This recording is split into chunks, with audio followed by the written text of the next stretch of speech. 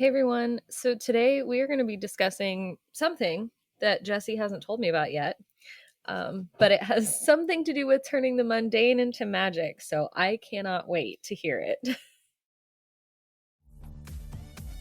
Balancing building a successful business and being a superstar mom is hard. And yet, in today's digital world, it's more common than ever. The question becomes, how do we successfully grow a business and children at the same time? Join us for a candid conversation as we share our insights into marketing and motherhood. I'm Angela Reeder. And I'm Jessie Valle. Welcome to the Marketing Moms Podcast.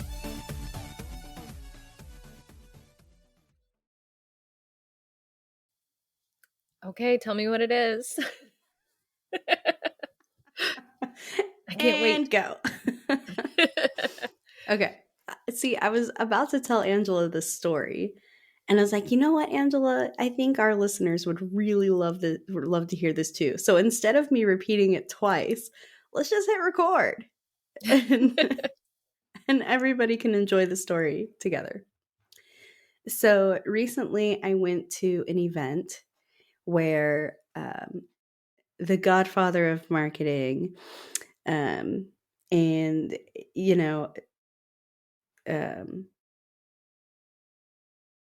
Dan Kennedy and Jim Edwards, who was another copywriting superstar, were having a presentation. And it's really interesting because Dan Kennedy has years and years and years and years. I mean, we're talking 30, 40, 50 years in the marketing industry. And so the man knows what he's talking about. He's seen the good, the bad, and the ugly. And he was telling an example about how you can really, like I said, turn the mundane into magic. And he told, and it's funny that that's the phrase we came up with, because it was an example about a story about Harry Houdini. It was super interesting. And he even showed a clip from like black and white, like all these people. It was crazy. There was a stage and there were all these people watching Harry Houdini being strapped in a straitjacket and tied up by his ankles, so by his feet, hanging in a crane up above the crowd and getting himself out of the straitjacket. And it was so wow and extraordinary and just so much larger than life. And it was amazing. This huge crowd. He's held up by a crane by his feet and he gets out of this straitjacket. And it was so dramatic. And all these people crowded around to see Harry Houdini escape this straitjacket, right? So many of us don't know that. I'm sorry. I just got a puppy and I am not used to the background noises in my house. She's over here, of course, like scratching right now. I'm like, shh, I'm recording. Okay, so many people don't know. I didn't really know that Houdini actually had a brother, Hardeen, who was also a magician, right? And so Hardeen does the same thing. He knows how to get himself out of a straitjacket in, 2 minutes flat or whatever. And or however much, I literally just made that up. They can get themselves out of a straitjacket in a certain amount of time. And he would do it on stage and people would be like, oh, yeah, that's cool. Oh, did you see his brother Harry? He did it.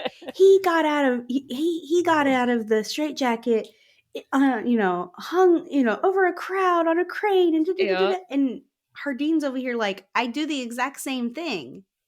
Yep. It's the exact same trick. Who cares if he's upside down hanging while he's doing it? It's the same trick.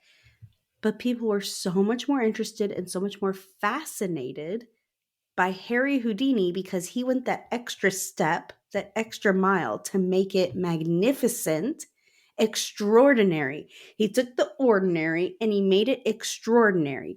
even though it's the same trick. And those two aren't the only two Oh that yeah. did that Harry trick. Houdini was a showman.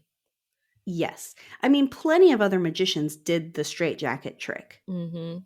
But Harry Houdini went that extra mile to, like you said, be a showman, make it dramatic, even though it was the Mhm. same stinking trick. And the whole point of that story is to take a look at your own marketing, your own way of doing things, and say, you know what? And there's 2 points to that. One is, how can I take the ordinary, what I feel like everybody else is doing, and do something a little extra to make it extraordinary? And secondly, the thing I walked away with was, even if you're offering the same thing other people are offering, you do it differently. And that alone means that you will attract a certain type of customer, client, lead that resonates more with you than others. Yeah. I mean, and when you think about it, because especially with, well, even product based businesses, but especially service based businesses, there are thousands of copywriters, but they're all a little different. They all have a little different style, different personality, different ways of working with clients, different ways of attracting clients. Uh, So it really can be intimidating to be one of umpteen million or feel like you are. But it really is an opportunity to like show yourself off and your personality and your experience, and like Jesse said, make it something extraordinary. Yeah. So I saw a lot of speakers at this event, and you know what? Some of them I felt were very rehearsed. Um, they were very, not that they weren't genuine, but I just, yeah, they weren't fully genuine, because maybe they were nervous, maybe they were just trying to do that showmanship, but they just didn't feel like themselves, and you could tell. And you know what? Your customers are going to tell that about you too, if you're not genuine. And Angela and I are the first to stand up and say, that's why we started this podcast. We wanted to be genuine. Yes. I mean, Angela and I are sitting here. That's why we don't show our faces, because we are over here like early morning, just rolled out of Hmm. bed. Like, we're not getting all fancy for the world to see, but we have a Cats and message puppies that, in the background. exactly, like, we want a message. We want to share a message that we think people want to hear. But hey, you just get to hear our voices and deal with it. Yep. And you know what? If you're listening to this right now, I think you're okay with it. Yes, exactly. Another speaker that I saw, it really made me think of this too, because it was someone I did not resonate with. And yet there was a whole crowd of thousands of people who did. And so it's like,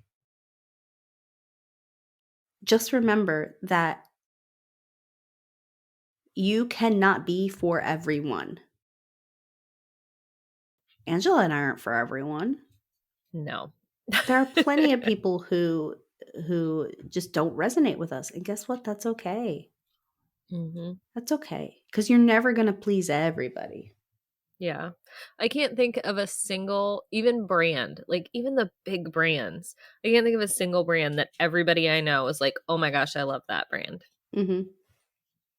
Whether it's the product or service, Hmm. or whether it's the marketing, like, oh my gosh, I can't Yeah, believe the they did a marketing, the campaign like branding, the this. company values, like it's Yeah. always something. There's always Yeah. something to turn some people off. Yeah. I mean, every single company has Hmm. fans and has non-fans. Yep. So I guess what I'm saying is don't be If let's say you do your some dramatic demonstration and you do something extraordinary, you take the ordinary, you make it extraordinary, and it's you love it and it's really cool and you think it's awesome, and then the next person's like, that is so lame. I can't believe they went, and did that. Oh, I tried to hit my mute in time. It didn't happen. Sorry. Um, um, it's okay. Like, you're not gonna please everyone. Yes. Yeah, absolutely. And I think too, the people that I think of when somebody asks me like, do you know a copywriter? Do you know a marketer? Do you know whatever? They're people with really extraordinary brands. They're people that stand out in their field for one Mhm. reason or another, whether because they write really well and really funny and really relatable content on their, posts, or because they have like a quirky brand. I can't remember her name, but there's a girl that does marketing that wears like the big onesies, the little animal onesie with the hood. Do you know what I'm talking about? Yeah. Mhm. Her branding, I think her branding is like a cow, like she has a cow or like a giraffe or something on. But like all of her branding is her in those. And that's like, it seems like a really weird thing, but that's the first thing I think of when somebody talks about her type of marketing. Is I'm like, oh, that's her. Like I know her. Yeah. Um, so it's really, and I'm sure there are a lot of people that look at that and go, I'm not gonna work with somebody that wears an animal onesie hoodie thing, jammies or whatever they're called. Yeah. But I mean, she makes a lot of money. She does really well because the people that are inspired and are excited and really enjoy things like that really resonate with that style of marketing. Right. It also makes me think of the soap test, right? Like, I don't know if you've ever heard of it, but I heard it once and it's going to stick with me forever. When you think of Dial soap, give me 3 words that come to mind. Orange, I'm pretty sure they're green, unscented, but okay. huh? I said I'm pretty sure they're green, but okay, go with orange. Oh, well, Continue. I guess I was thinking the liquid soap. Oh, Orange, that's true. unscented, and cheap, but Okay. good. I guess that's 4. Okay. Now, I want you to give me 3 qualities when I say Dove soap. White, soft, moisturizing. They're both soaps, Angela. They're both going to get you clean. Good point. Fair enough. And yet, because of the marketing of these 2 companies, you think of different words Mm-hmm. to describe them. Right. It's the same thing for anything. Think about how you would describe Nike versus Puma versus Adidas. Right. They're all Think shoes. they're all yeah, they all have shoes. They're all sports, sporting goods, but you think of different words when you think of, Mm-hmm. the different brands. And so that's kind of what you are doing with you is Mm-hmm. you're creating your own brand even though you may be selling something similar to or exactly the same as someone else. Your branding is going to be different. You're selling soap, they're selling soap. But you're attracting a different type of customer Mm-hmm. based on your marketing. The Dial people are like, "Hey, you want to get clean? Here's some Dial." Mm-hmm. The Dove people are like, "You want to moisturize your skin and take Oh care of yeah. it, and oh yeah, you'll be clean and you'll smell fresh." Okay, they're getting those people. Yep. So I guarantee you, Dial is getting more men and Dove's getting more women, and that's Probably just the way yes. it is. That's just the way it is. And that's okay, because guess what? Men and women both need to be clean. Yes. And can we talk for a minute? Because I saw a really funny TikTok about this the other day about some of the names that people come up with for products for men, especially when it comes to like self care, like deodorants and soaps. Have you seen some of those names? Please enlighten me. They're like, it's, oh my gosh, it's ridiculous. What was one of the examples they used? Like, It was meant to be ridiculous, but I read it out loud to my husband and he was like, that sounds exactly like the name of a deodorant I've seen. It was like Black Lightning Titanium or something ridiculous. Well, I love that they do the most hardcore manly things like Sasquatch, Right. Yes, exactly. freshly cut timber. Yes. Yep. And I mean that's the same way for women. It's like everything that is marketed for women is pink. Like, Yeah. but it just that made me think of it when you were talking about the like it's all deodorant, but they Yeah, and certainly like could a Axe woman, markets way differently than Old Spice. and that's the weird thing is you think about that. It just reminded me because I was just about to say, yeah, but a woman could use the deodorant and it'd be fine. Sure. But yet, guess who goes there? Mm-hmm. Old Spice. Yeah. Because in the commercials, the wife is always stealing the husband's Yes. like Exactly. products. Using it. I think that has two parts to it. One, it's like your wife is going to love this scent. Yeah. And then the other part is, guess what? A woman could use it too. Yeah, you could use it too. Yeah. Yeah. Good stuff. Yep.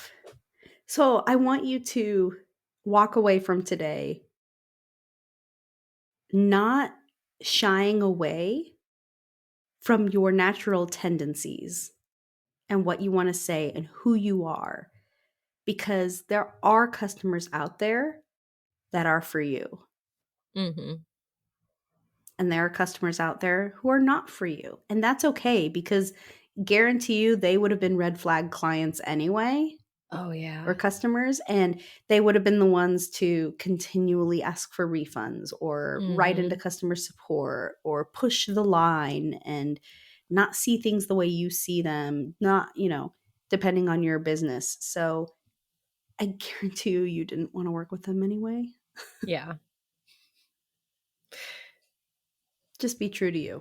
That's kind of what it is. And not Be only be yourself true to and you, make things magical. make things magical. I mean, not to go Disney, but just 2 seconds to say Disney took a theme park, which there are many other theme Yes. parks around the world, and made it extraordinary to the point Mhm. where if you say theme park, that's the one that might That's pop what in your people head think of. first. Yeah. So I'm just saying. Now, you don't have to go and do something crazy like hang from a crane by your feet above a crowd to make an impression, because I still want you to be true to you. That was totally true to Harry Houdini, right? Oh, Like he absolutely. thrived off that showmanship. But think of ways that you could do something a little extra that you think is fun, Mm-hmm. right? That's all I'm saying. So best of luck to you. If you want to hang out with me and Angela, find us on Instagram at Marketing Moms Podcast. And of course, you can always join our membership, Marketing Moms Monthly, at marketingmomsmonthly.com, where you get to hang out with us. We have an online forum. We have the private podcast episode where you get specific business and family and balance and peace and all the things support directly from me and Angela. So it is definitely worthwhile. You can get your first month free over at marketingmomsmonthly.com. Until next week, bye. Thank you for joining us today. We're so honored this is where you chose to spend your time. If this episode helped you in some way, please share it with another mom who needs to hear it. We're in this together. And if you're ready for next steps, free goodies, and more, head over to marketingmomspodcast.com. We'll see you next week.